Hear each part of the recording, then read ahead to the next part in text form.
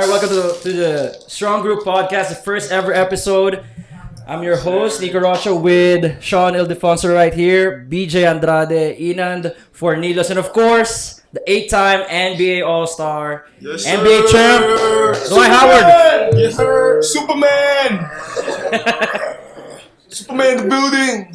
Superman is in the building! Yeah, we just want to say thanks, first of all, to Beard Papa, to Lunacy for this place, the coffee, Zeus, and yeah. Let's do it. And Above the Rim. Yes, of course, check out Dwight's podcast. Yes, Above the Rim. Above the Rim, make sure to subscribe. With Dwight Howard. Like, comment, and subscribe to both of the podcasts. We better see y'all. On Instagram, YouTube, TikTok, YouTube, all of them. Beer poppers. They got it. Yeah, that's ours. Yeah, and They also got Zeus some Coffee. too. Yeah, which Zeus is gonna arrive later today. Yes, sir. Ooh, that's a lot of coffee. Yeah. Wire.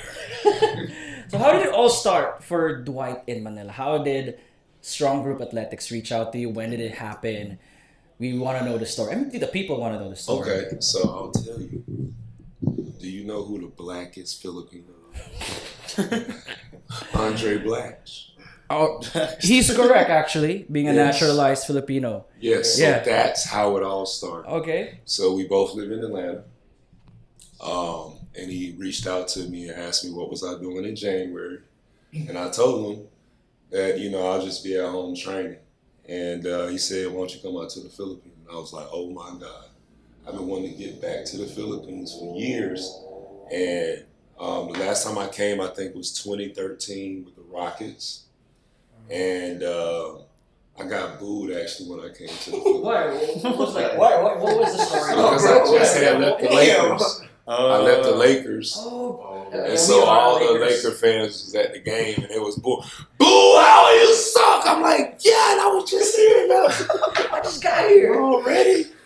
But then we came back and won the championship, and then that's when all the fans was giving me love. So I'm glad to be back in the Philippines. Dwight Howard, that's how they pronounce your last name. Dwight Howard. I'll take that, but I'm just really happy to be back. Really happy to represent the Philippines in this tournament in Dubai. So when I was asked to come, I had a long talk with the Coach Charles. Coach Charles. And he was like, so what do you want to do? I said, man, I want to win. So I've been training hard. I'm ready for whenever I get a call from the NBA team. But, I want to go play some basketball. And what's one of the best places to come practice and play at? The Philippines. So I have so many fans every time I get on my Instagram Live or on my TikTok or anytime I'm on live or anywhere in the world, I always run across some Filipino fans. Yeah. And they're like, you have to come back, Sir Dwight. Sir Dwight. Sir Dwight. Yes, Sir Dwight. And I was like, you know what? I'm coming back home. Hey, Superman is home. Hey, I just thought about this right now. What if Gilas reaches out to you? The Gilas Pilipinas, it's our national team. What if they like, Dwight, you want to go through the naturalization process, play as an import? No, not an import. Play as a naturalized Filipino, like how Andre is. Has that ever come across your mind? It might be pretty. That'd be nice. Yeah. We'll have me, Dre, Jordan Clarkson. Yeah, but we can only field one guy Yes. at the time in FIBA. But in it's in the SEA Games, I think you can field like two. What you mean? So none of the three of us can play? In FIBA tournaments, you cannot play together. It's just we just have to choose one. Why not? It's FIBA. In FIBA, you better check your rules now. That's cheating. Why everybody else get to have all these players? That's a controversial one, right? Yeah. Why is it? That's not fair. Just like that, man. That's okay. I know what to do. I have to marry a Filipino. Are you single? Are you single? Are you in the market? Are you in the market? Is that what I have to do? Yeah. We need an Olympic team. You need in, a Filipina tita. That's what do you call it. A Filipina tita. Yeah. Oh, yeah. No more back strong. Do you remember that TikTok TikTok comment. No cuts. There was a TikTok comment that said like, "Oh, Dwight, you gotta find the Filipinas so that we can field the Olympic team." Did you see that one on your TikTok? I did see that one. That's pretty crazy. Yeah. Pretty crazy. Pretty crazy here, yeah. With all Superman in the Philippines. I kind of like that. The Gilas, Super Gila. Super Gilas, Yeah. Okay, nothing wrong with that. Alright. I've been meaning to ask man, because you've always been like popping on my TikTok feed, and I saw you have a snake tank. How many snakes do you own? I used to have over 40 snakes. What? Yeah, but now I only have I think it's about 10 snakes. So I kind of kept up with the most exotic snakes. Yeah. And the rest of them were like boas or constrictors, and I just gave them out to people or gave them to the zoo and stuff like that.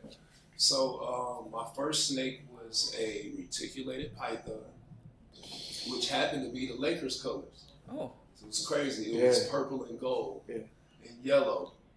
And I'm like, how do I get a snake the color of the Lakers? Yeah. And so now that snake is about 20 feet. 20 feet? Yeah, 20 feet. Is How do you it feed that man? So all I What do you do feed is it? just a rabbit. A rabbit's probably about that big. Rabbits here is like only this Yeah. big. It's big as a So dog, it's man. frozen rabbits. Oh, it's a frozen rabbit. No live food, because if you start feeding the snakes live food, sometimes they might not want to eat. And so now you have this rat or a rabbit inside the cage with a snake, and they might not want the food. So the rat might actually start eating away at the snake if it's not hungry. Yeah, which is not too good. Yeah. So I usually feed them thawed out rats. I've done a chicken before. That was a live chicken. A live chicken, what? It So was why crazy. chicken? You saw it? I saw it happen. Did you record it? No, I didn't record it, but I saw it. The chicken was just in there. And then next thing you know, it was over with, just like, and it was no more sound. No more sound. And probably in like 30 seconds, it was already gone. Zeus for bringing us some coffee. Sir, Zeus. Zeus coffee. Yo, Dwight, you were just mentioning that you were planning to meet Manny Pacquiao today. Are there any other influencers that try to reach out to you, considering that you put a tweet regarding, hey, I'm going to Manila, let's meet up? Oh Anybody man, that fans can watch out for, any collabs while you're still here before leaving for Dubai? well, I think Pacquiao. There's a guy from Congo TV. Kong TV? Congo Kong TV, Yeah. okay. Yes. I'm So that supposed is- to meet with him. There's another. It's a couple, but they told me I can't say too much right now. I gotta wait. Gotta wait first. Gotta wait. Okay. But I wish I could stay longer than just the 2 weeks that I have here. Yeah. But even though that's a long time, one of my best friends, he came here for about a month and a half, 2 months. And he went up and down the islands, surfing and all that stuff. And so he said, you gotta get to the beach.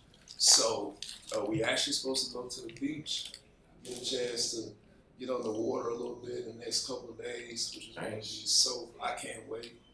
I haven't really been a beach person. Like, I'll just go look at the water, but I never really wanted to get in the water. You want to get into? Is there a fear? Well, I mean, it's the ocean. That's right, man. Pretty huge. It's pretty huge. You guys also don't like it? Going to the beach? I don't want to go deep. You just want to be in the seaside. Where you can stand up. Yeah, that's fine with I'm me. good with that. But I actually went to Thailand last year, and I got a chance to really get in the water. Mhm. And I enjoyed it.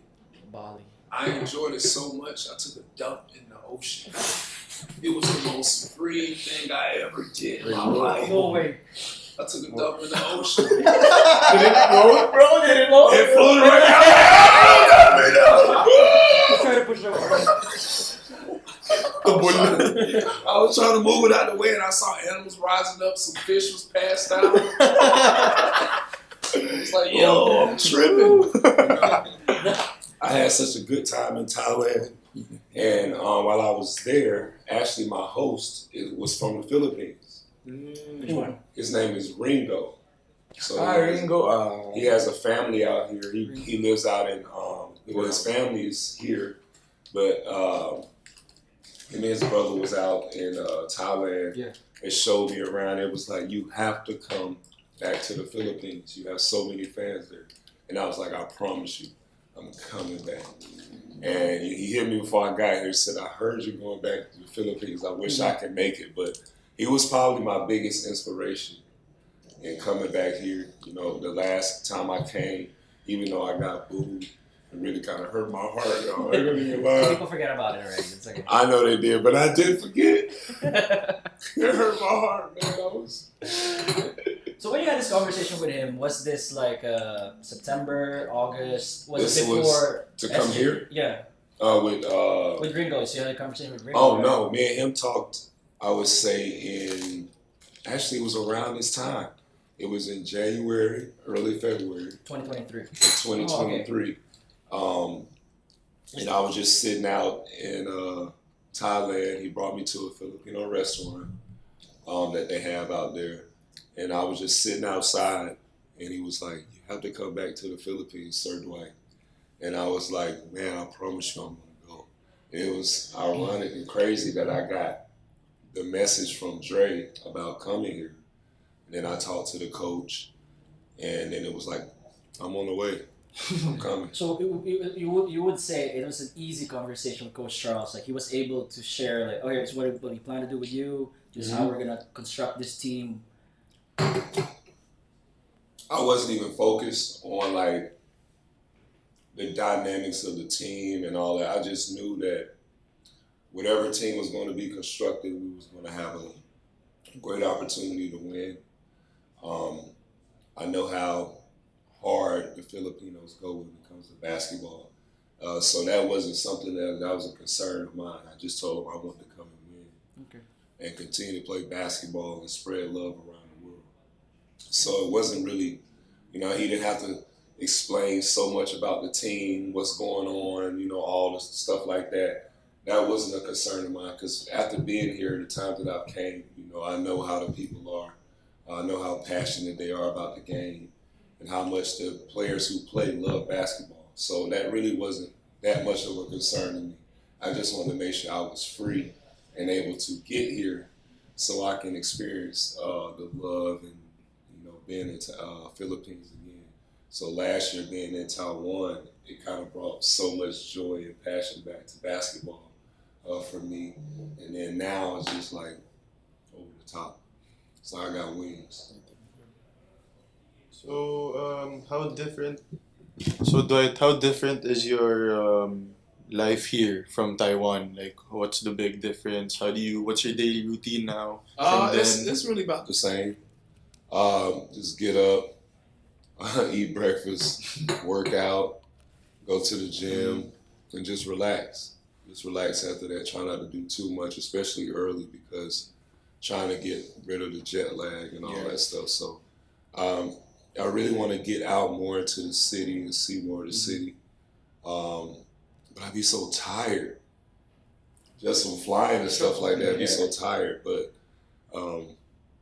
I know before we leave, like I said, we're supposed to go to the beach, see more of the city, and hopefully I'll be able to spend more time here. I once saw it, man.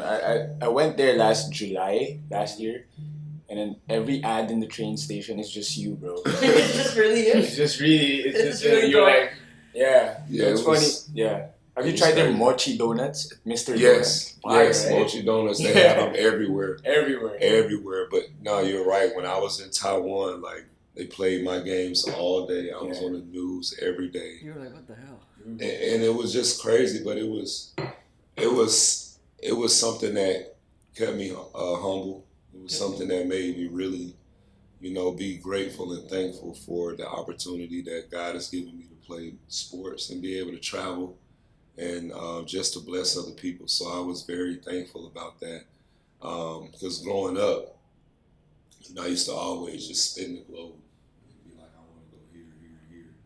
And, to have fans in the Philippines, which is so far away from where I'm from, to have fans in Taiwan, which is so far away from where I'm from, and to be able to inspire people from around the world that's a big honor and a big blessing. So, you know, I was just so thankful that, you know, I was able to, I've been able to do these different things, you know. That's not a lot of players have had that opportunity. Not a lot of players get the love and attention from the fans, you know, like, you know, I have been getting. So it means so much to me. So that's why I always try to, you know, shout out, you know, the Filipino people, shout out the Taiwanese people, and just my fans in general, because there was a time when nobody knew who I was.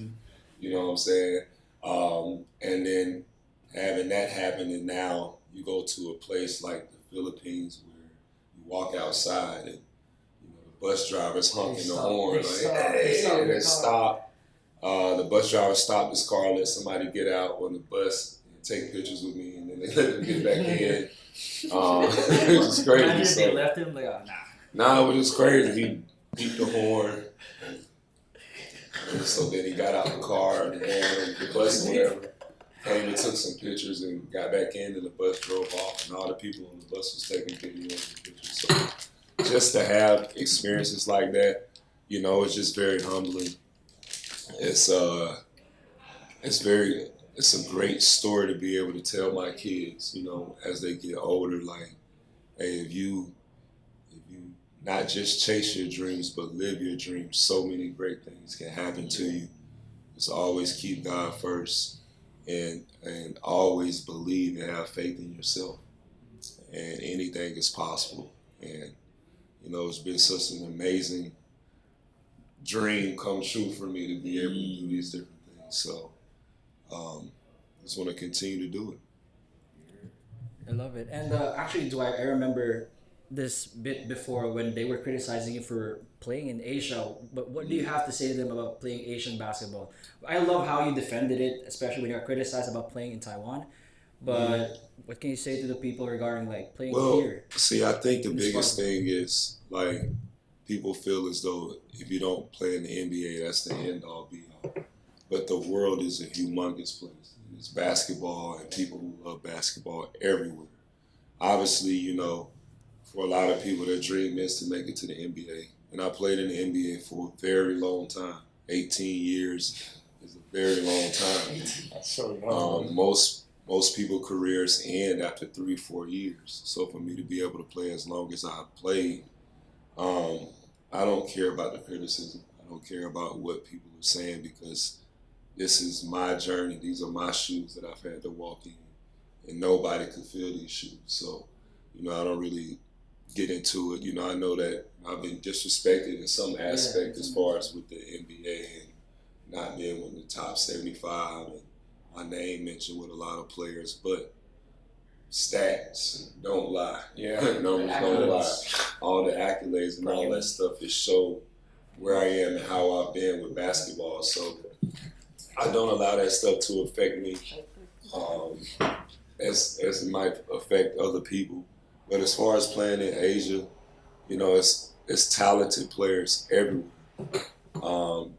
And they just might not have had an opportunity to be seen by NBA teams and stuff like that. But by me being able to come over here and bring some light into, you know, these different countries and different basketball players and stuff like that, maybe they'll get that opportunity. And it's so much better to represent a country than represent a small city and your team.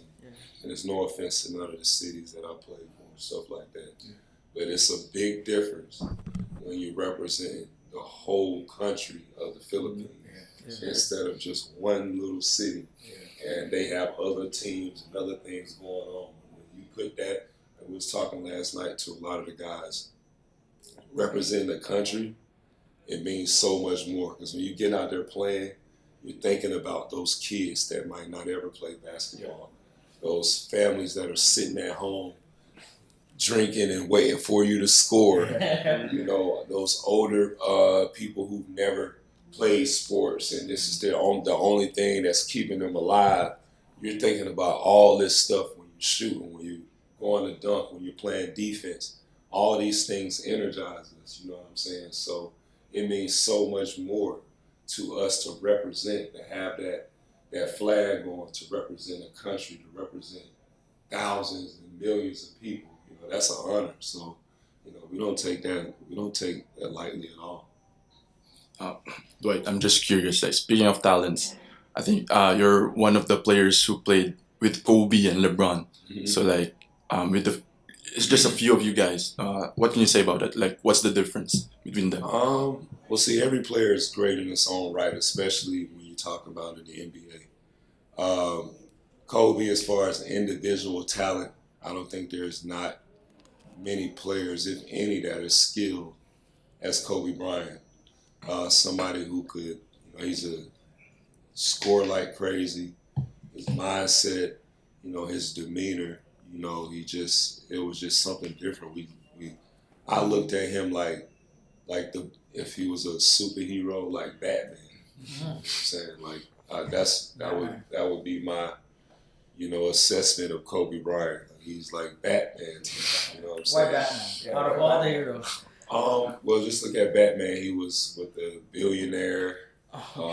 Gadgets. All the gadgets. Yeah. Very smart, very articulate, and he kind of every person that Batman had to face, he studied them before he actually went at them, and that's kind of like how Kobe is, you know. And then you have pure talents like LeBron, who's Magic Johnson times 2, you know, and 3. He's 6'9". He's way more athletic. He's passing the ball like crazy. He's still playing. You know what I'm saying? So that's why I see Kobe as Batman. Like that would be his. And I would see LeBron as be like Thor. Thor. Oh, it's the first time I've heard that one. Thor. Overpowering everyone. He's just a god. Yeah, Thor is a god. He's been doing the same dunk for 90 years. No difference. No difference. Yeah, he's Thor. He's Thor to me. So, yeah, or Thanos. What are you, more of a DC guy or more of a guy? Marvel. But why Superman? Well, see, Superman came from me doing Soulja Boy, the dance. After the dog, right? No, this was before that. Oh, so that's okay. why I got the name Superman, because actually I used to always just listen to the song every day in the weight room, and my teammates would see me lift crazy amounts of weights, like do the bench press like crazy, stuff like that. And so one day in practice, I jumped over one of my teammates, and that's when they started calling me Superman, because the guy I jumped over was the same height as me. What's his name? What's the teammate? Bo Outlaw. Bo Outlaw. Yeah, so I did a pick and roll, and they NBA threw it to me, and I just jumped up and went over him, boom, dunked it. And coach was like, "Okay, stop practice. That's it. No more practice." And my teammates Was was it like, Stan? "No, this is before Stan." He was like, "Yo, you really like Superman? Yo, this is crazy." And so then that's when I started practicing for the dunk contest. And I really was practicing for the dunk contest for 3 years straight before I actually did the dunk contest. And the only new dunk that I had was a Superman dunk. So before that, all the other dunks, I was going around different gyms in Florida, down in Miami, Boca Raton, and I was asking people what they felt about my dunks. And it was like, yo, nobody's ever seen these before. These are crazy dunks. The rim was on your chest, right? So, The rim was like... oh yeah, I've hit my arm, this part down here on the rim. Did you injure it? No. Just kidding. Yeah, it's hot. Yeah, it was crazy. I've hit my head a couple times. I used to go up and just kiss the rim. The last time I did that kiss the rim was when I played with the Lakers and LeBron in 2020. It was before the game one time. I just went up. Wow. Did that just to do it. But yeah, that's how I did that's how I started with the Superman. And I remember the night before the dunk contest, actually, it was like, man, you need to get a Superman outfit. Yeah. So we couldn't find one. We went to this place called Party City in New Orleans, and it was like a onesie. It was a It one. was a onesie. So we had to cut the bottom off with the boots and everything. And it was so tight since it was a onesie. Yeah. I don't know if you could tell, but like the underwear part was way up Yeah, here. it was way up. Yeah, because it was so tight, my balls was like, hurry up and jump the ball! Hurry up! I was like, okay. You were rushing when you were I was rushing. Yeah, they was hurting down there. It was hurting real bad. So I had to hurry up and do the dunk. That's why I made sure I made all the dunks. Yeah, it was crazy. But yeah, I had a great time. And after that, that's when the Superman happened. But I've always been DC Comics. And I actually used to always just like Batman. I never really liked Superman. I like Batman. And then now my favorite is Thanos. Thanos. Why him? Why Thanos? Because Ruthless, right? no, it's not that he's ruthless. It's It's like a because snap. he had a mission to do, Vision, and he only wanted to complete his mission. He didn't. The first time he had a chance to do it, he allowed his emotions to get in the way, and that's what happened to a lot of us in life. We allow our emotions to affect what we need to do in life, our purpose, because we're like, oh man, we don't want these people to feel bad. We don't want people not to like us. And then with Thanos, he was like, I don't care if you like me, love me, or whatever. I'm going to do what my purpose is. And when I'm finished with my purpose, then I can rest. So all of us have a purpose in life. And so watching him in that movie, I was like, oh man, that's how you got to be when it comes to your pursuit of whatever your purpose is. Your will has to be strong, your mind has to be strong, and your emotions have to be balanced so you can complete your purpose. And that takes a lot of power to do that. And so that's why I really like Thanos. Because of that, I know he was the bad guy in the movie and stuff like that. But his will was so strong that he didn't allow nothing to get in the way. And that's how we have to be. Our will has to be so strong that we complete any mission that's put in front of us. Oh wait, have you said that way? Like, what is the Superman's purpose? Superman, what is my purpose? Yeah, what's your purpose? My purpose is to make smiles happen around the world, to get people to realize that they all have a purpose and a reason for being here on Earth. And it's part of that is not just to live, but we do have a purpose to fulfill God's kingdom while we're here. And we got to be relentless with doing that.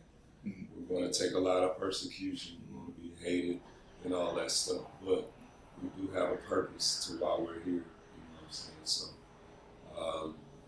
I've had to learn through my experiences, through the good and the bad, and what I need to continue to do in life. And it's made me a better person. So I'm glad I've had to go through it. How did the World Smile Tour start? Did it start when you left the NBA, or No, it's been that way since I've been in the NBA. it just got a lot more traction now? Yes, because I started traveling around the world when I was 18, 19. One of the first places I actually came to was the Philippines. I came here in 2005 with my parents. Oh, Yeah. I didn't know this story. Yeah, I came here in 2005. It was with the NBA, I think. We did a couple events here. We did some stuff in China, went all over Asia, and I was with Adidas at the time, so I did a whole bunch of different events all over Asia. And it was amazing. That's kind of when the Smile Tour actually started. I've always wanted to be a positive force in the world and let people know that they have, a great purpose here. And that's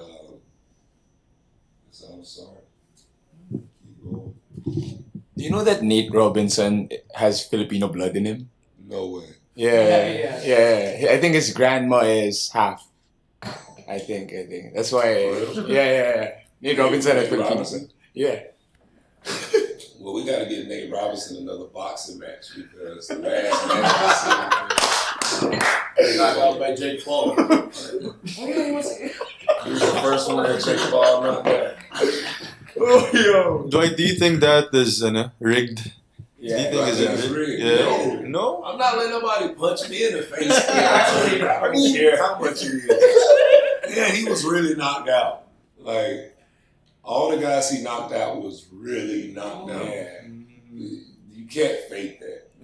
Nobody's willing to be. Oh no, you can get brain damage and all types of stuff. I'm not letting nobody knock. And then the punch is just loud. You can hear them like. And it was against a white boy, right? Doesn't matter. Doesn't matter the color you are. You can't lift weights for your chin. I don't care about that. And he, hey, I was just looking at the knockout the other day. Yeah. I think that forced Nate to never come on TV again. Never saw him again. I never saw him again. But shout out to Nate Robinson. I don't want him to think that I'm just joking on him because he's a great guy. Yeah. I think he was underrated player in the league. Yeah. He should have got more love and attention because what he was able to do. And how tall was Nate? 5'8", 5'9", 5'10". Yeah. Yeah, like he was doing some unbelievable things. I think he like blocked Yao Ming. He did. And he has so much heart. It was just he did something that he had not been accustomed to doing. Like fighting is one thing, but boxing, that's a whole nother level. Yeah. And so I give him props for actually getting out there and doing that because that takes a lot of heart. It takes a lot of skill to get out there in front of the world and fight.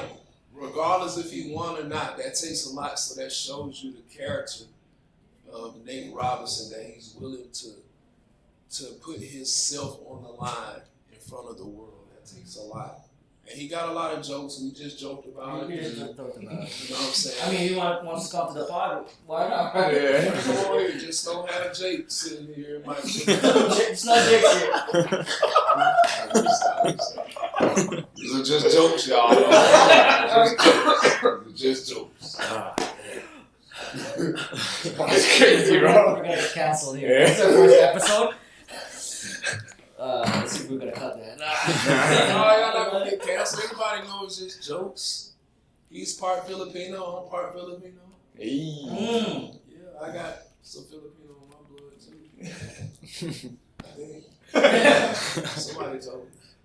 We should have started the naturalization process. The process, yes. Let's do it. If y'all want to help me, It's open plea. please. Please. Give me 2 times. You want to help with the backstroke? Oh, just like this. This guy. What's your type though? Yeah. What's your type? Yeah. What's your Do type? y'all know who Ray Strumman is? Who? Ray Strumman? Yeah. The rapper? Yeah. What he said? Wait. I don't have no type.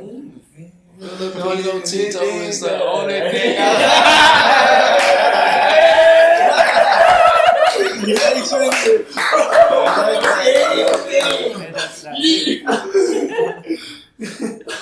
No, I don't really have a certain necessary type because I don't look at the outward appearance of a woman. Obviously, you want someone that's that beautiful, whatever, but all that, it can go away at any moment.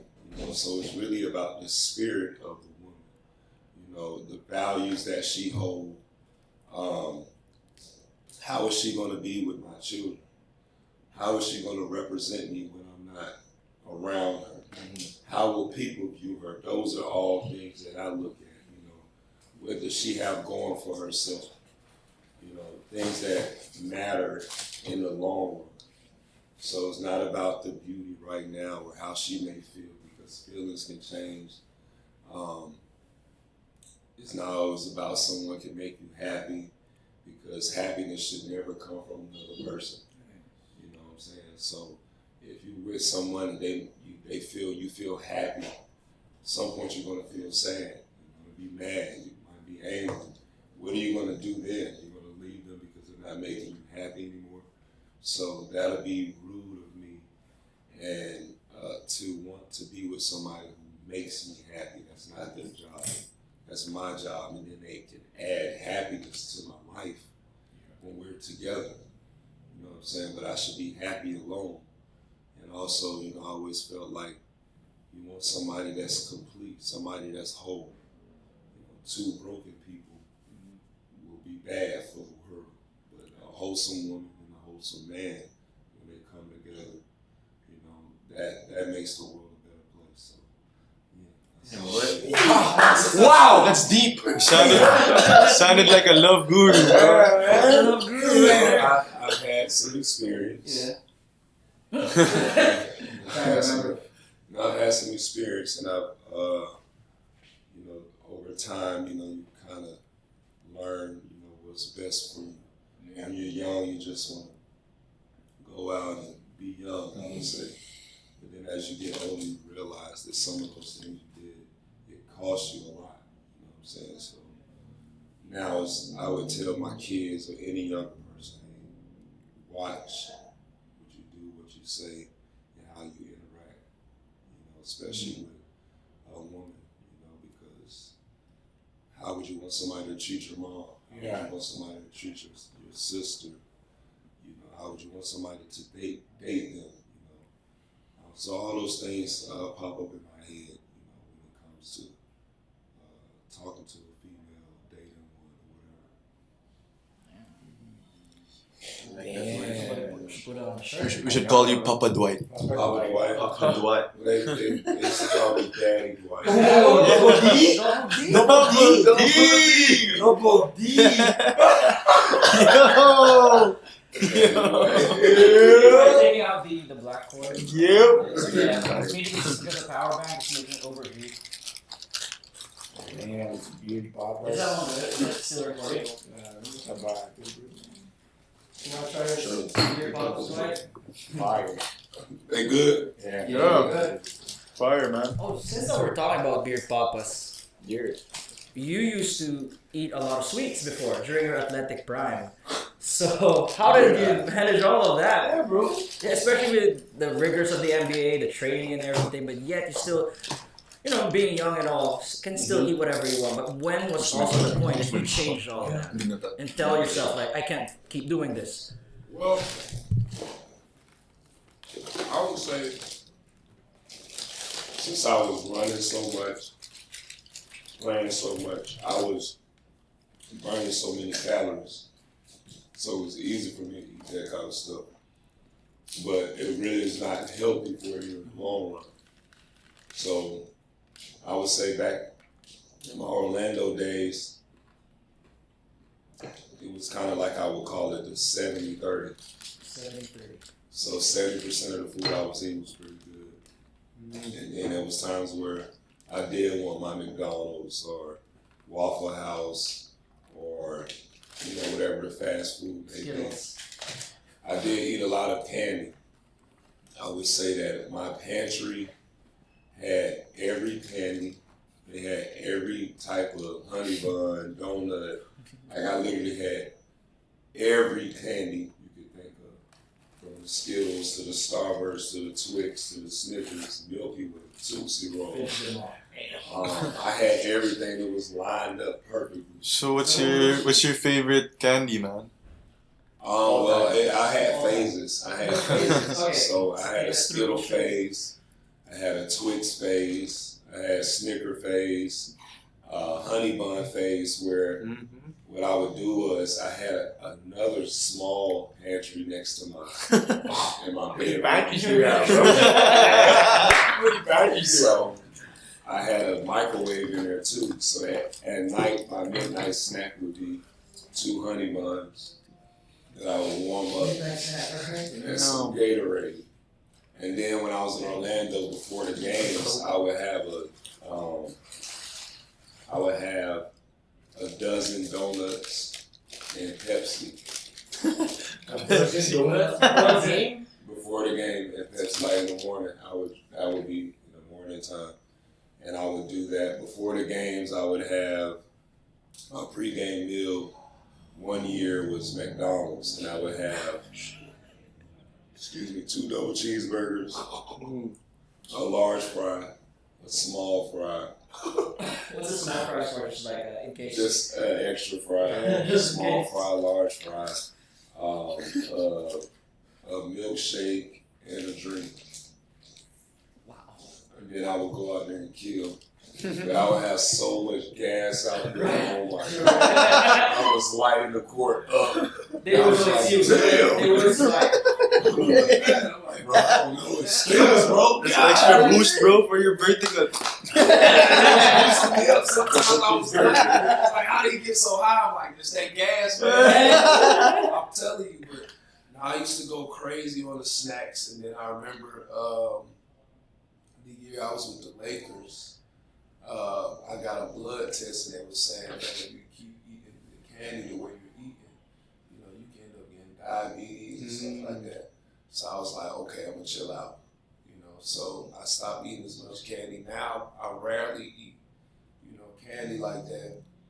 And it's hard, but health as well, So after that, I went and got a garden. So I teach my kids how to garden and stuff like that. I have a farm in Atlanta as well. But really just trying to change how I ate, what I put into my body, because as you get older, all that stuff starts to show. And it's fun to do when you're young and stuff like that. But as you get older, whatever you put inside your stomach, starts to show over the rest of your body. You know what I'm saying? So it's super important that we eat healthy. Watch what we eat. Watch all the things we put in our body, because it's going to come out of you one day. So just try to put another positivity in my body, the right fruits, the right drinks and stuff like that.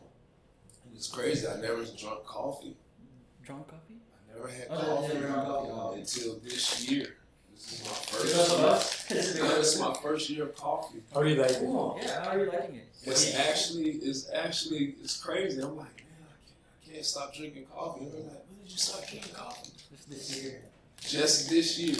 I started probably about maybe 4 months ago. Taiwan. So you were in Taiwan when you first drank coffee. When I first got back, actually, I started drinking coffee. I'm like, what am I doing? I can't stop. It's addicting, right? And I'm trying to find like the best coffee places. So I'm going to coffee shops and just sitting down with. This is probably one of the biggest coffee mugs. Yeah, it's actually big. I've had. It's pretty big. Usually they have them real small. And I'm like, why would you want to waste it's like that much? It's like a shot.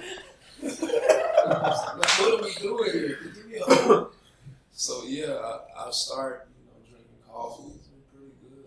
I didn't even know what none of the stuff meant, like latte and espresso. So what's your favorite coffee drink now? Yeah, you like. I kind of like Dunkin' Donuts. They have some chai latte. Chai latte, alright. And it's so good. It's so good. Dunkin' Donuts is goated, man.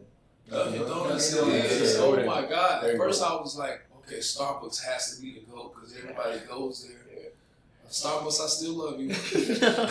But it's something about Dunkin' Donuts. It's so good. And beer poppers. Thank you for the Hey, and actually, Zeus Coffee, I think they kind of knew that Dwight got into coffee, so they sent different flavors and everything. So they have the hot drinks, the ice drinks. So check them out, Zeus Coffee, and see what's Dwight's day. Check out Zeus Coffee, always straight from the guys. Bro, I'm meaning to ask, are you tied with any sneaker brands right now? No, not really. Maybe with Nike? No, I'm single. Okay. And I'm looking to mingle. How was your time with Adidas? Because I think back in your prime, that was the prime of Adidas as well. Oh yeah. Him and D-Rose. Yeah, you and D-Rose were like the... I had a great time with Adidas. I think I had 8 signature shoes with Adidas. And the best part about it was I had a chance to really travel the world and do like these tours with my shoes. Yeah. And as a kid, that's something that you dream of. I remember playing NBA Live when I was in 11th grade and creating my own player.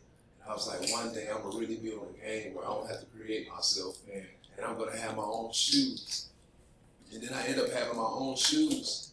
And so now when I was going to these different places in Asia, taking pictures with my shoes and debuting my shoes and stuff like that, man, it was like, this is a great honor. Thank you guys so much. And I remember when I was 11 years old, I had 2 pairs of shoes. It cost like $20 a piece. And my dad said, Dwight, if you're faithful with these shoes that you have here, God is going to bless you with so many shoes, you never know what to do with all the shoes. I said, you for real, Pops? He said, yeah, man, try it. So I wore those 2 pairs of shoes. They had holes in the bottom of them. I never changed shoes. I kept those. And then when I got out of high school, I had my own pair of shoes with Adidas. So I was like, this is so amazing. I got my own shoes. I was so grateful. Like every time I did an appearance, I was like, I would stay 2 hours later or longer just to sign more autographs and hang out with the fans more. Because I was like, man, I got my own shoe. Yeah. And so then I went from Adidas to Peak. And I had about 6 signature shoes with Peak.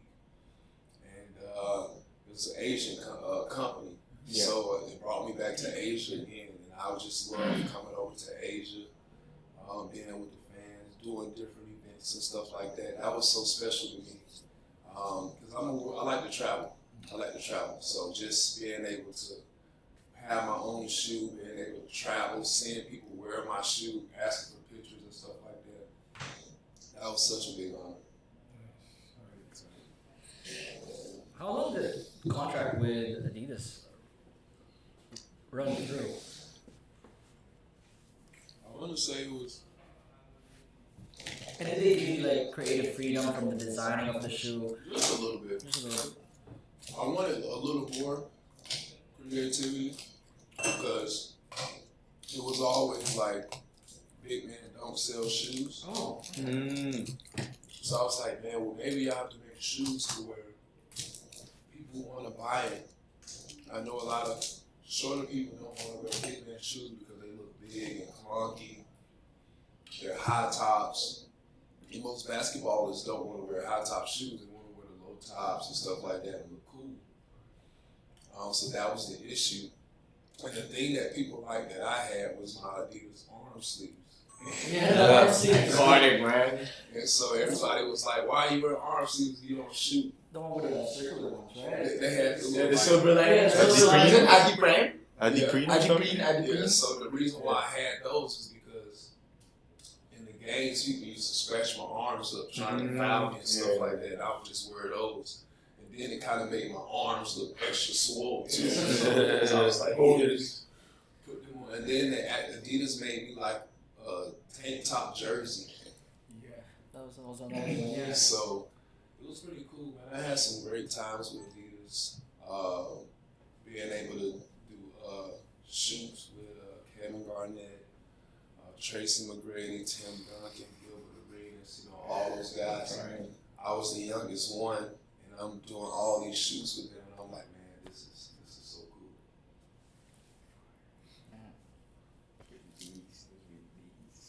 Did you guys buy a lot of those? Yeah. I used to buy the sleeves before, even though I was like 5'3". Yeah, I said they were shooting sleeves, but I didn't wear them so I could shoot. I just thought they looked cool. Yeah. It was like a fashion statement for me. And I just stuck with it until they stopped making it. I wish they still. You're single, ready to mingle, so we are watching this. I'm single, you guys. You know, when we scheduled this podcast, the first thing that went to my mind, or rather from the fans, was that we want to know a story from the Redeem team, that's a story that you will always carry with you. Considering, because of how high profile the players were, how high the stakes were, considering that they finished bronze, right? That was the Greece Olympics prior. So how was the whole experience like? How much pressure did they put on you? Or was it like a collective pressure on all of you guys? Well, see, I was so young. I want to say I was 21 at the time. And for me, I was just happy to be on the Olympic team. Happy to just play with guys like Kobe. And I would say for me, the opening ceremonies was a crazy experience because one, they have to call out every country's name and where's United States? At the bottom. Like, they start from A and go all the way down. So we're waiting forever to get to you, and I'm like, yo, hurry up. You guys have the flags, right? Yeah, we got the flags. By the time they got us, I was like, man, I'm going home now. But it was just the experience of being at the crow's nest or the bird's nest. Yeah. We watched them a couple of years before they started the process of making the whole building and everything. And I had a chance to go to China while they were building it without the Olympic team. So just to see the process and then the finish and how it finished, it was just amazing. And being at the game that had the most watched game around the world, playing against China in the Olympics, all these different things are just so cool to me. Especially at a young age, you don't think about this stuff. You know, when you're young, you're just out there hooping and doing whatever you're doing, living. And so now it's like, man, I wish I would have took more pictures. During that time. Yeah, but I was big camera. yeah, but I was just so used to just being like, I have a photographic memory, so I was just so used to just looking at everything. I felt like if I took my camera out, I was going to miss something. You know what I'm saying? So I've always never been a person that take pictures and stuff like that, and now everything is so digital where people want you to take hella pictures and stuff like that. So I never really thought about that, and now I look back like, man, the Olympic Village, I remember us walking around and going to eat lunch in the village, and everybody who was there wanted our autographs, wanted to take pictures with us. We couldn't stay at the Olympic Village because of our team, so we had to stay at this hotel far away from, everyone. And then, like, the Kobe fan base was crazy. It was crazy. It was crazy to witness. And just being with that team, the whole experience, like, I'll never forget that, us winning gold.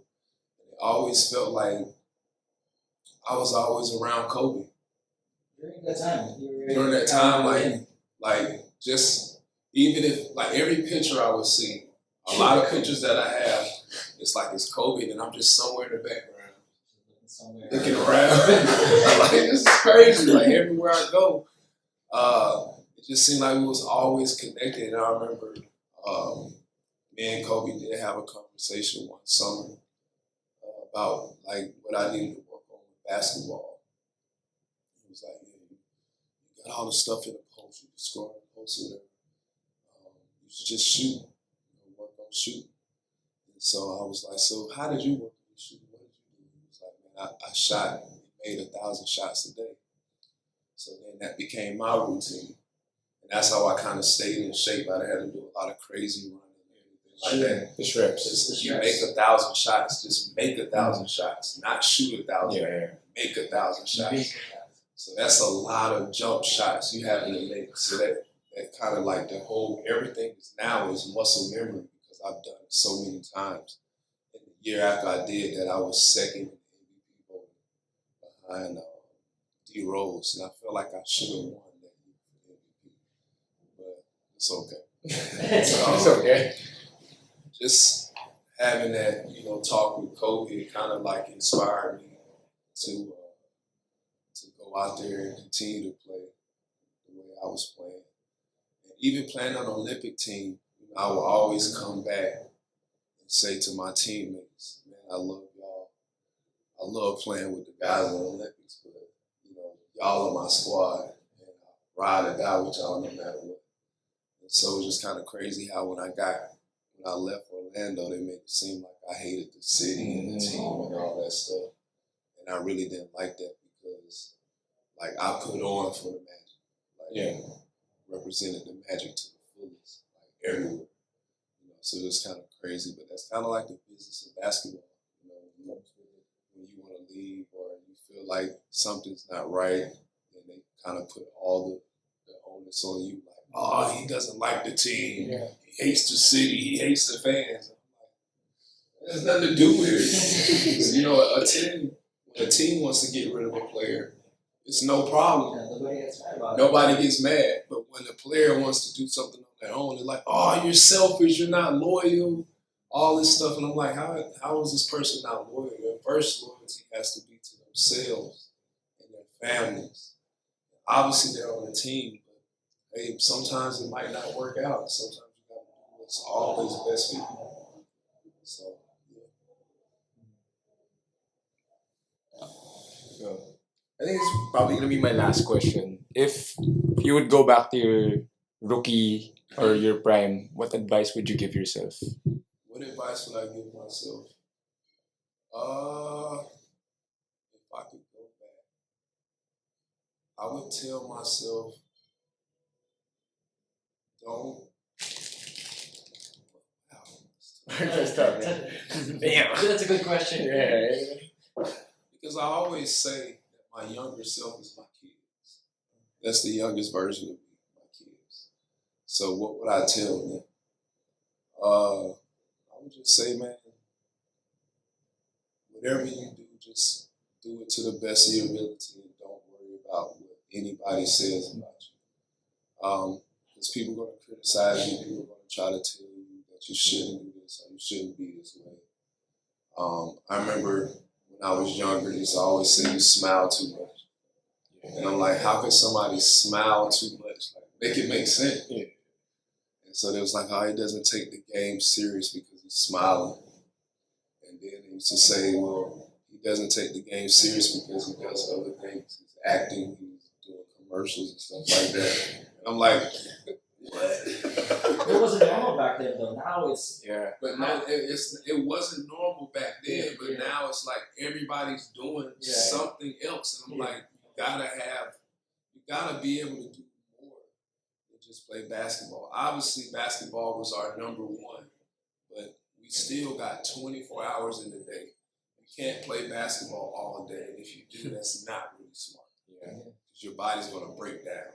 So what else are you doing? Because sometimes you need a break from the mental side of basketball. Yes. So what are you doing to fill your cup in other aspects of your life? You know what I'm saying? So for me back then, there was so many other things and avenues that I enjoyed. Like I enjoyed acting, I enjoyed singing, I enjoyed doing all these different things. Yeah. But it was like, no, you should only focus on basketball. Basketball.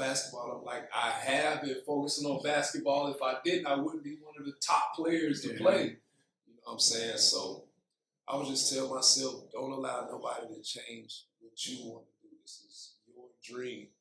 Keep living your dream, not chasing it. That's one thing I feel like people say that I'm chasing my dream.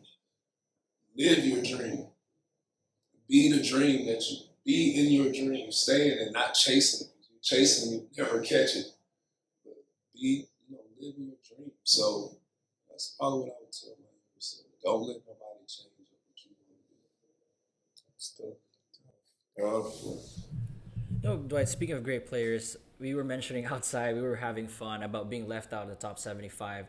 I just want to know, like, what was your candid feeling when the full list came I out? was upset. I was highly upset. Because I felt like it was a slap in the face. No matter how people try to say, well, off the court he's had these things happen, stuff like that, it still doesn't take away what I've actually done playing basketball.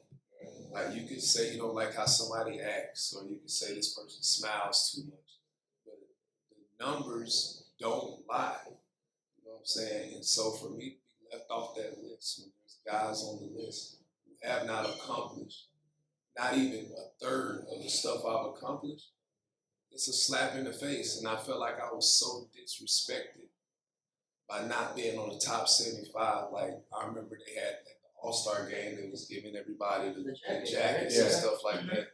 I almost kicked my TV in because I was so hot. Like, there's no way, and it's no offense to none of those players. But there's no way. A lot of those players I played against, I'm dominated.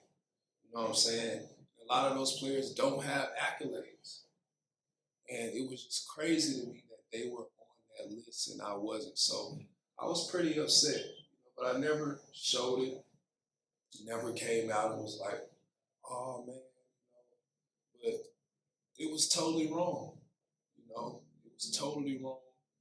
And wrong is wrong regardless. And that was very wrong. I felt like I have done, even just in my 9 years of being in Orlando, I had done enough in 9 years. If I had done enough in 9 years to be a Hall of Famer, there's no way I shouldn't have been on top 75. There's no way somebody who has 3 Defensive Player of the Year awards in a row not be on the list with people who don't have no awards. Yeah, exactly. It doesn't make sense. So I felt like it was something that was politically done to keep me off of that list. And it's not right. It's not right at all. And I've always been silent about it. And I remember seeing one of the, I don't know if y'all know who Sam Mitchell is. Sam Mitchell, yeah. He used to play in the league, he was a coach. And I saw him at the airport. And he was like, man, that top 75 really hurt me. You should be on that list. And I was like, yeah, you're right, but it's okay. He said, no, it's not okay. He said, because that was dead wrong. And he said, I said, but it's okay. He said, no. He said, that was dead wrong. He said, right is right and wrong is wrong. And that was dead wrong. And he was upset. And I went after that and I started thinking about it more and more. And I was like, he's right. This is wrong. So when you met Sam Mitchell, how long was that from the announcement? Was it like a week after? No, was it a few days? this was years. This was 2 years later. This was a recent thing. I just saw him at the airport at least a month ago. And he just said it to me. He was just like, this is wrong. And he couldn't believe it. He couldn't believe it. He said the other thing he couldn't believe was the fact that I'm still not in the NBA right now. And, I kind of agree with that as well. Because I could still help a team, regardless of how people may feel about my personality. If I smile too much or whatever, that has nothing to do with actually getting out there on the court and doing a job.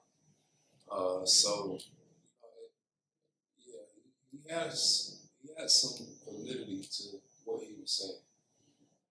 How about a hot take? Who would you remove from that list? Yeah. Then put yourself Who in. would I remove from the Yeah. list? In the 75. It's a lot of players. No offense to Dame Time. Mm-hmm. He's a great player, but there's no way. No way. AD, I love him too. Mm-hmm. But I don't want to take anything away from those guys. Somebody like Dolph Shaves. Yeah, I think he was on the list. Yeah. Dolph Shaves. I don't know. Come on, I was born 94, so. Yeah, no offense to his family and all that, but come on, man. Dolph Shaves. Nobody even know who he is. And to be fair, he was already part of the top 50. They could make a new list for 75. But they're not going to do that, and that's not fair to They keep it, right? They to keep the the same guys. people one day. It should be updated, considering how people get better. Throughout That's not the fair. years. I don't even know who are on the list still, but I know that Dwight Howard, Kyrie Irving, Klay Thompson, those are 3 guys who should definitely have been on top 75. And again, no offense to the guys that are on it, but Klay Thompson got 4 championships. Mm-hmm. One of the greatest shooters that ever played. They didn't even mention his name. You got Vince Carter, who transcended basketball, especially in Toronto, what he was able to do up there. He not even a thought. Then you got T-Mac. They didn't put him on the list. So it's like, are you doing this because y'all are upset that these guys left the team? Because I feel like that's how it is. Like, all of us play for the Magic. Oh, yeah. Oh. I didn't think about that. All of us play for the Magic. So you got 3 guys that play for the Magic and they're not even considered. We don't even have our jerseys. The Magic have finally just decided to retire Shaq's jersey. Yeah. And how many years did Shaq play with Orlando? 4 years. So That's kind of crazy. I played there for 9 years, and what we did in Orlando, no offense to Shaq, he should have his jersey retired, but I should have been the number one person to get the jersey retired. Me or at least T-Mac and Anthony Hardaway, because we transcended Orlando sports. Regardless, like if it wasn't for what we did there, even for me, we got a new arena. They didn't have a new arena when I was there. So we brought so much attention to the city. You know? And I'm not one to boast on myself or brag on anything like that. But what I did in the 9 years of me being in Orlando hasn't been done. No matter how you want to look at it, we went to the finals. We won a game in the finals. The other team that went didn't win. And that's what we won. We boosted, like after I played there, everybody knew about the Magic worldwide. When Shaq got to LA, that's when he became, to me, Shaquille O'Neal. Not saying he wasn't great in Orlando. Not saying he's not deserving of having his jersey retired. But these guys are not on top 75, and they don't have their jersey retired. And you got somebody else wearing number 12 in Orlando. That's a slap in the face right there in itself. Nobody should ever wear 1. Nobody should ever wear 12.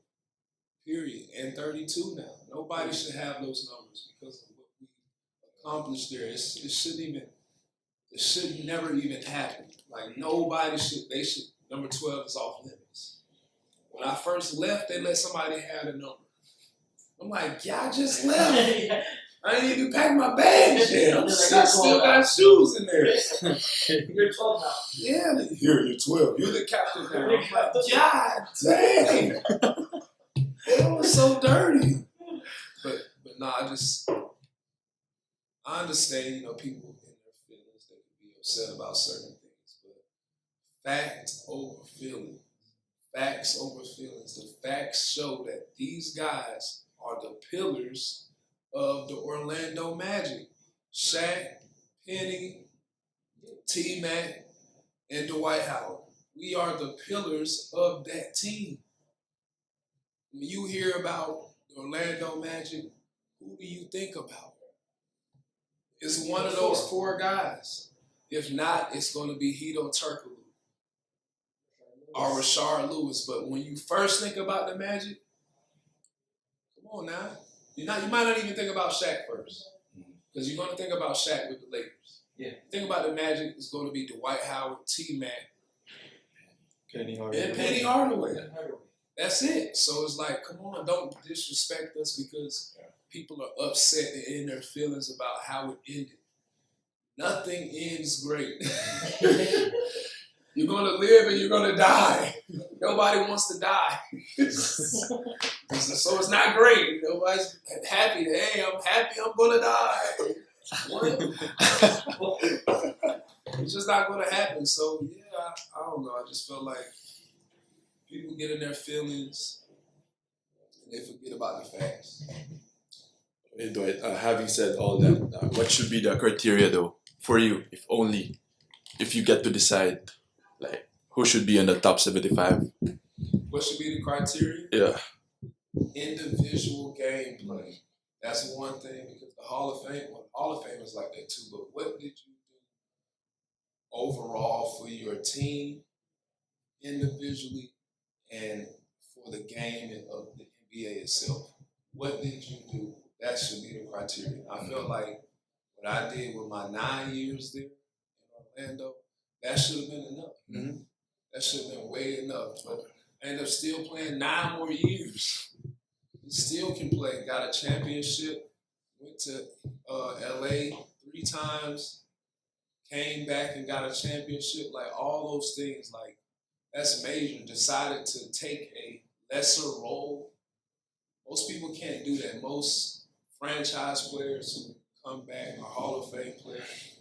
It's hard for them to say, I'm going to put my pride to the side and just only do what you guys are asking me to do. And that's what I had to do. I had to not be Dwight Howard and be whatever they needed me to be. And I did that with pride. I didn't do that with a sad face. I did everything they asked me to be. Hey, Dwight, we just need you to rebound and play great defense. We already got scores. We already got this. We don't need you to do that. Just do this and this only. And I did that. I rebounded my ass off, and I was a lockdown defender. I agitated. I played defense. I blocked shots. And I did exactly what they asked me to do. They gave me the ball on lobs or whatever. I was dunking on people. And that was it. I did not complain, not one bit. So I was also upset after that they didn't bring me back. Yeah, what happened there? I thought you were coming back. Me too. Yeah. Me too. What happened there, I'm man? thinking like, oh, we won. I got eight. Yeah, I also This thought, is- like, all right, usually bring back the same core. Yeah, we just literally dominated for a whole year, regardless of how the bubble was. Yeah. Before the bubble happened, the Lakers were the favorites to win. We was winning, like, we was dominating everybody. So I'm thinking, oh man, we finna start another dynasty. We at least got us 3 championships. Yeah. That was in my mind. And I know a lot of guys on the team too was thinking the same way, like, all right, we just won one. And the Heat, nobody could beat us. Nobody, because we had size, athleticism, we had intelligence. All that stuff was working for us. So we win the championship. I'm like, no, I'm coming back. No, I'm coming back. Month has passed. Another month has passed. Yeah, and they like, what? No, sir. We'll holler at you. I'm like, damn. So living in the bubble, is it just really hard? Was it really hard? How was it like? Yeah, I don't like the fact that people were saying that the bubble was simple because you guys were staying in a nice hotel, blah, blah, blah. Okay, I want you to try to live in a hotel for 3-4 months. You got little to no clothes. You can't go nowhere. It's just you and your teammates. Yeah, you love your teammates, but you don't want to be around your teammates all day. Sometimes you just want to chill. Sometimes you might want to see your family, your friend, whatever it may be. But for us, we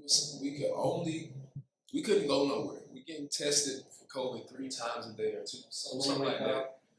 Wake up, we gotta go downstairs, get tested. But we're in the same. We couldn't even catch a cold. How? We're around each other, so we couldn't leave the hotel. We had security everywhere. Only thing we could do was walk around, catch. Everybody was catching the same fish because it was in the same lake. So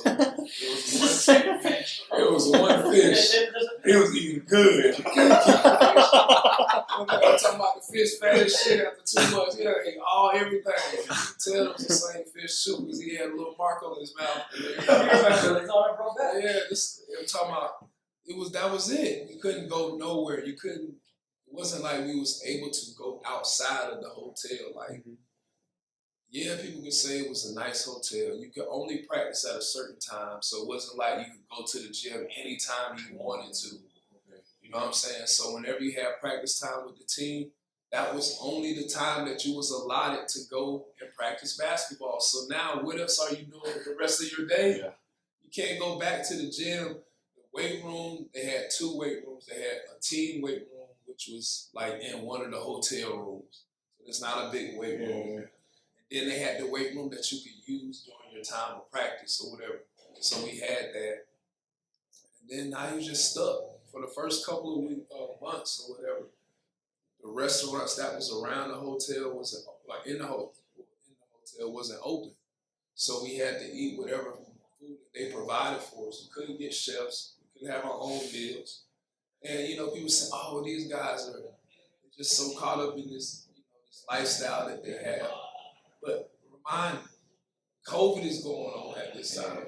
So you're thinking about your families, you're thinking about what's going on. And then at that time, my son's mom had just passed away. So now he's 6 years old. I couldn't see him for 3 months. He's outside with my nanny wanting to be with me, but he can't. You know what I'm saying? So I'm thinking about his well-being, all that's going on in his mind, because he's 6 years old. He just lost his mom. Like, that's like, I don't know what that feels like. You know what I'm saying? So he's having a rough time. His 2020 started off really bad, and we're stuck in this bubble. You know? So it wasn't as great as people make it seem, because it's only us there. It's nobody else. And teams wasn't really talking to each other, so you might see another team walking by, and I'm the only happiest person there. Because I'm just trying to keep my energy. I'm trying to speak to people like,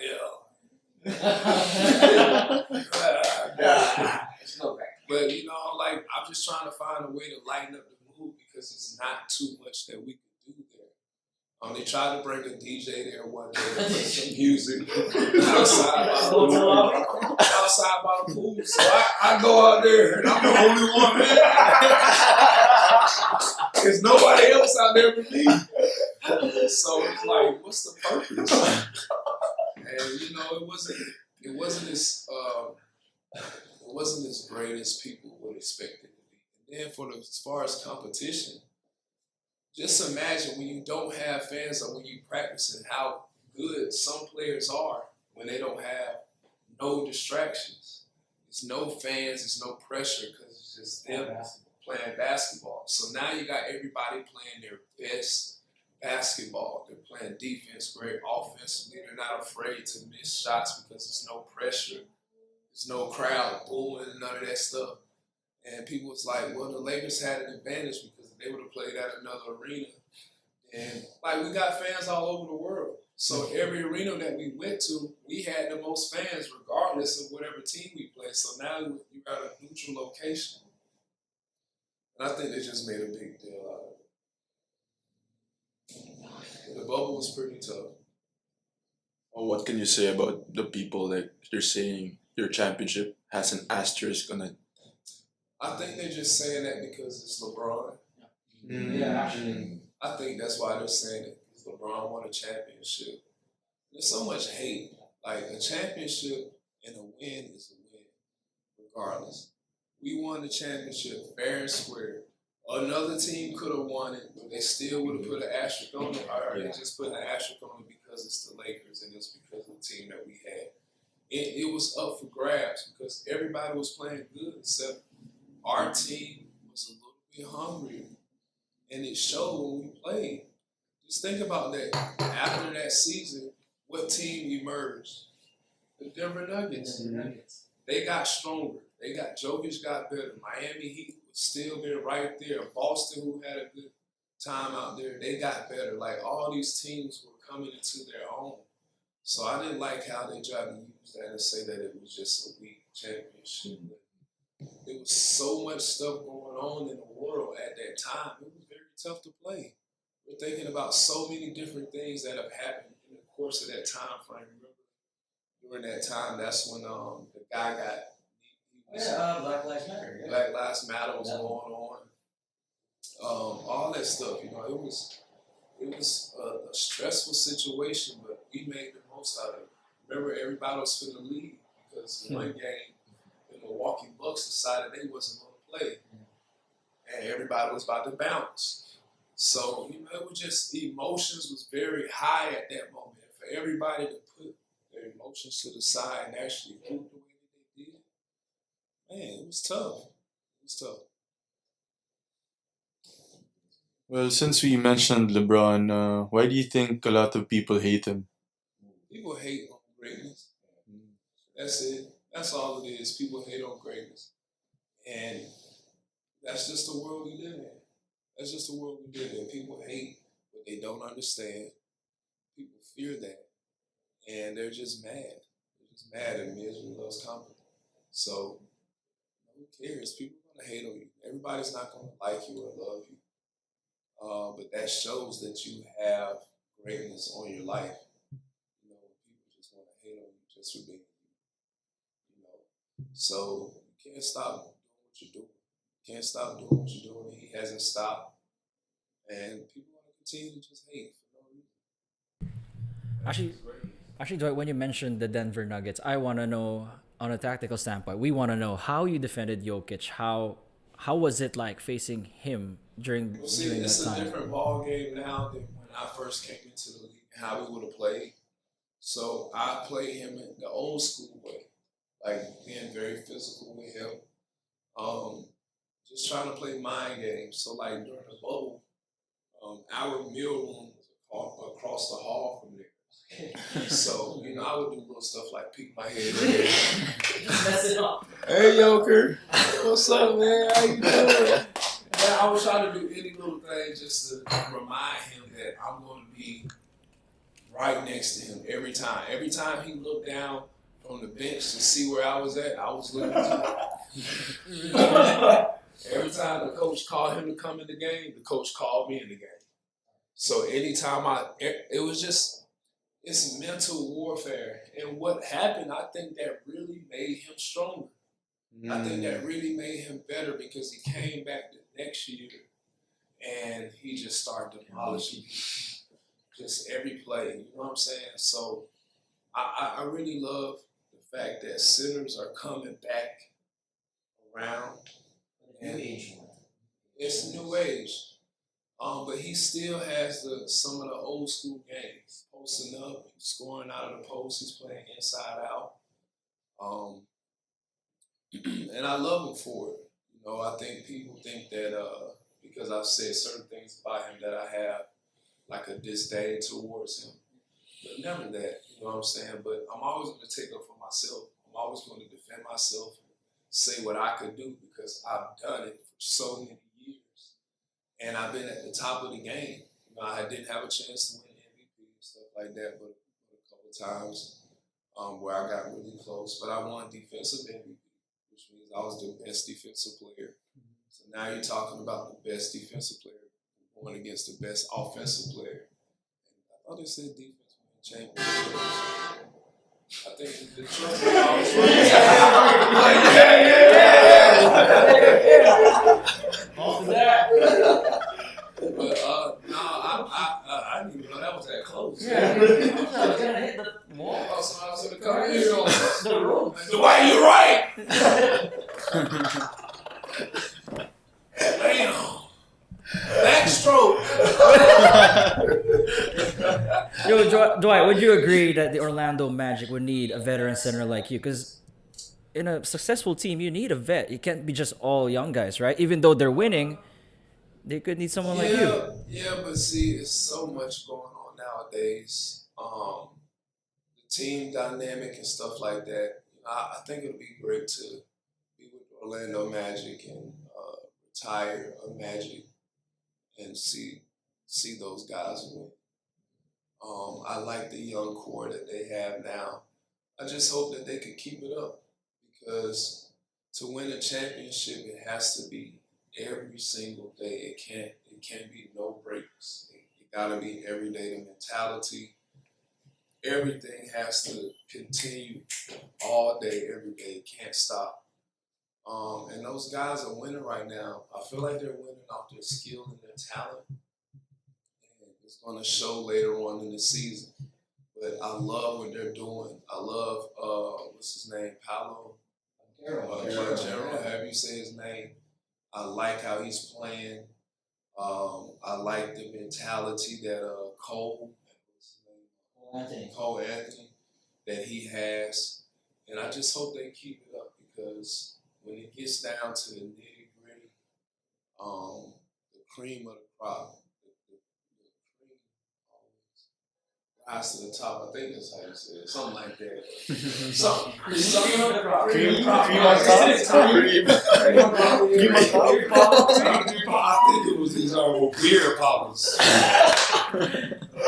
But yeah, I want to say if they continue to keep doing what they're doing and don't get cocky, stay confident, but stay humble at the same time and hungry, and they'll have a chance to win. This year it's anybody's shot, but they gotta stay locked in. And I do think there's certain teams that need vets. So hopefully we'll see what happens. Sean has a question here about like regarding the Lakers and Cavs before. Like the finals, like regarding him, because people had an expectation before of, like they wanted to see Lakers Cavs in the finals. Oh, with Kobe and Kobe and LeBron. Yeah, they wanted that. So, but instead it was the Lakers in Orlando. Did they give you shit for it? Like, what the hell? It wasn't meant for it to happen. It wasn't meant for it to happen. It was supposed to be the Magic versus the Lakers, and I think that was an awesome thing to happen. That we made it to the finals because everybody had already written us off. People was talking about Lakers and the Cavs, and we felt like that year that we were the best team in the NBA. And we proved it up until we got to the finals. I think when we got to the finals, we kind of like we took a step back mentally because we had just won in the Eastern Conference Finals. Yeah. So I think it's a Magic fan. Waiting for it. But no, I felt like that was our year. I remember losing in the finals that year, sitting on the court and watching the Lakers celebrate, and then going home that night and I played Eminem's song, You Only Get One Shot. Lose yourself. Lose yourself. And I played it like so many times, just crying, like, dang, that was my shot. Like, dang, I wanted to win so bad. And it just hurt that we didn't make it. So the next year I was like, we're gonna get back. We're gonna get back. That was my whole thing. We gotta get back. But people don't understand how hard it is to get to the finals and win and get back to the finals. Even Michael Jordan, the greatest to ever play, how many times did he go to the finals? 6 out of 14 years. So it just shows you that it's not easy to get to the finals and it's not easy to get back. So with that one, regarding to what you said, people have been giving crap about LeBron about making it to the finals so many times, but losing. So you think that's a fair argument, him making the finals a lot more times than MJ, but He not still winning. went to the finals, which means that his teams have always been great teams. You're talking about 2 different eras, 2 different styles of basketball, and 2 different styles of players.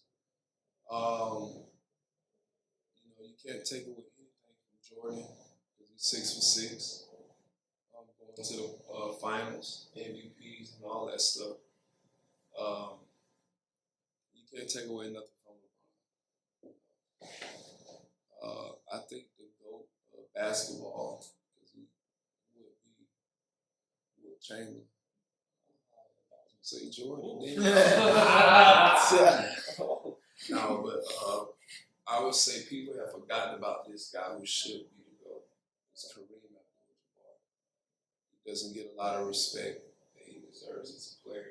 And I think that's because he's a center. A lot of centers don't get the kind of respect as players as they say, oh, they're tall, they're right there by the basket. They're just scoring 2s and stuff like that. Kareem was the leading scorer in the NBA too, LeBron. And he only shot 2 shots. Just think about that for a second. LeBron been shooting 3s. He has a lot of 3s. Kareem only shot 2s. He only did hook shots. That's harder to do than somebody shooting 3s and playing as long as Kareem almost played as long as LeBron, but that's just a whole nother level of accuracy to be able to do it with 2s, and it's harder to score in the paint like that because you got another 7-foot guy trying to block your shot. You got everybody down there. It's totally different. So people don't really understand how tough that is because they're saying, well, he's 7 foot. He's supposed to be able to do that. I'm only 6'9" too. PBA. PBA. PBA. PBA T-top.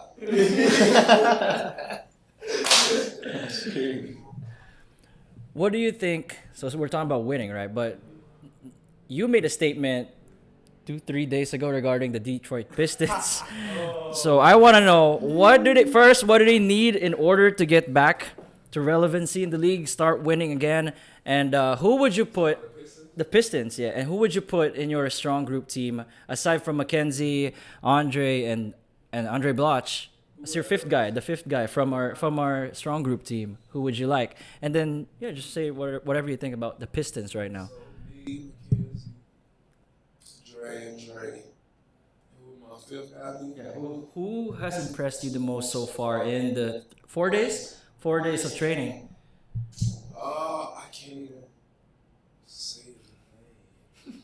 Maybe his You can number. describe it. Number. Is he a guard or Is he a something? point guard? He's a two guard. Two guards. Two or three. Probably about 6'7". Oh. Kevin Kiambao? Kemba. Kevin.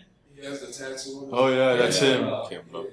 I like him. I just like his intensity, his mentality when he plays. We did talk about the Pistons versus us. And obviously that's just something to get a lot of attention and stuff like that. But I believe in my team. Any team I'm on, I believe we can beat anybody any given night. And that's the kind of faith you gotta have with your team, is that you can do the impossible. As far as Detroit, I feel like they just have to be a little bit more professional. And I say that because if you're being professional, you would never lose 28 games in a row. I feel like that's very unprofessional, and I feel like that should never happen in a professional team, losing 28 games in a row. Now, obviously, I'm not in the locker room, and I'm not on that team, so I can't really speak on what's actually going on. So this is just my opinion. But the level of professionalism has to raise, has to be a little bit higher. Because that is something that's very, very, very disturbing and disrespectful, especially if that's your job. This is what you get paid to do. That would upset me if I gave my all 110% every day and we lose 28 in a row. At some point, we're sitting down with each other. At some point, we're looking at each other in the eye and we're saying, hey man, we got to get this together. Everybody need to be in the gym at this time. We need to do this. We need to watch more film. Something has to change. But I do feel like next year they're going to be a lot better. I feel like they might need a veteran or two to kind of hold everyone accountable. But they're a very young team. They got a lot of talented guys. And once I think they're going to get it together. Just like Philly. We had a couple bad seasons. Back then. Then they got it together. So it all comes back around. There was a time when Detroit was the top in the league. So, Detroit Bad Boys. The bad boy, and even the Ben Wallace ones. Yeah, right? yeah, yeah. Chauncey. I think it was at the peak. Are there any NBA teams trying to get back? Yeah. Trying to get you again? Get back to the league? I've spoken to some teams, but it's just like, it's crazy that the responses that I've been getting from teams, the political response, Oh, okay. like, well, if you come back, you're gonna have to pay you, so we don't want to have to be able to do that. Expose them, right? I don't want to say too much about it, because I feel like it can still happen. Yeah. But I've heard some crazy things. Like, we want to know if you're in shape. You can still play. I'm like, when you get older, you don't lose your skill. Yeah. You might lose some athleticism and stuff like that, but that comes when you don't have an opportunity to play at the same level. So what you don't use, you lose. And, what I bring to the game, what I do, I'm pretty sure, like, if I was to get 20 minutes on the team, I would still get you 13 rebounds. That's something that I can do in my sleep. That doesn't require me to go out and score points, and be Superman like I was in Orlando or the other teams that I was on. That's not a requirement. But for somebody who can just rebound, play defense, and give the starters a break, that's the biggest thing. Especially now, I've done all my damage, so I'm not really a person that's like, oh, I need to go out there and play this many minutes or do this, that, and the third. I don't have that type of ego. And that's one of the biggest reasons why I wanted to come out here and play, because it's not about me. I've done what I needed to do. Now it's about giving back to the game and giving back to the guys that are trying to, get older. Explore their options with basketball. And, that's what I can provide, just also some inspiration for guys like, hey, I'm 38 and I'm still going at it. And I started when I was 18 and I played for a very long time. And, I still have the same drive, still the same motivation to keep continuing to go. And that comes with your will, how strong your will is.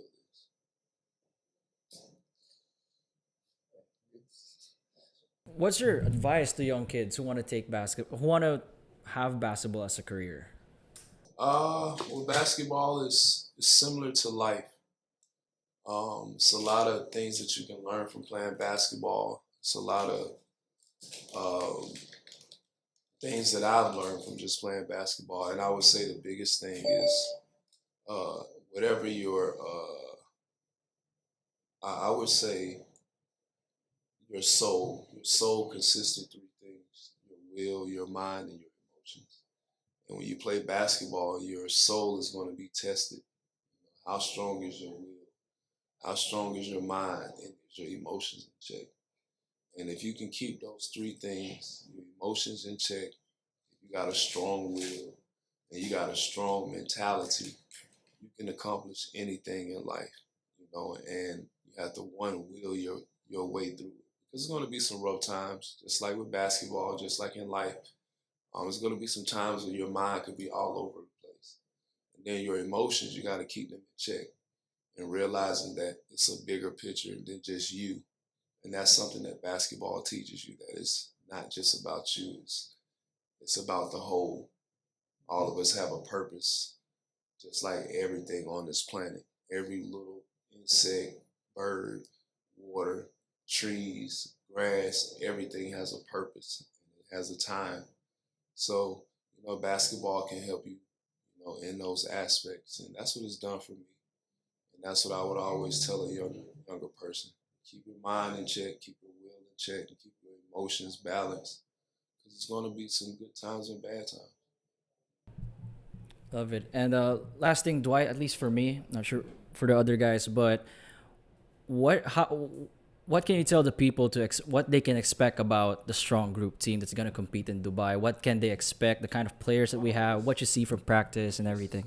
Go out there and give 100%. I'm not a person that says I expect us to go out there and win by 90 points. Do this, that, and the third. That's stupid. To speak in vain like that. But I would just say expect us to go out there and represent the Philippines to the best of our ability. Obviously, the only thing that we've been talking about is winning. And one thing I do know is that where two or more agree, God is in the midst. So all my Filipino fans, if you agree that you want us to win, we're going to win. So we need all y'all to be in agreement with us as we head to Dubai. Keep us in your thoughts. Keep us in your prayers. So when we get down there, we'll have all the energy that we need to win. That's facts. So we're excited for that one. It's going to be in January 19 to 28. And before we end this, we just want to say please subscribe to the Strong Group, the All-Stars podcast, of course, D12 Above the Rim. They're going to have a different episode as well. Dwight has an episode with Andre Roberson, Andre Blutch, Mackenzie Moore, and he'll be having more episodes. We're gonna have more episodes as well tomorrow with Andre Roberson and Coach Brian Gorgian. And anything else you guys want to say? Just want to say thank you for the beer papa. Oh yeah, the beer papa, Zeus. Zeus. Zeus. Coffee of the gods. Hey, they should put that on the cup. And again, Dwight, thank you so much for being our first ever guest here in the All Stars podcast, presented by Strong Group, and hope to see you guys in the tournament. Please watch, please support. They need it. Thank you so much for watching, everybody.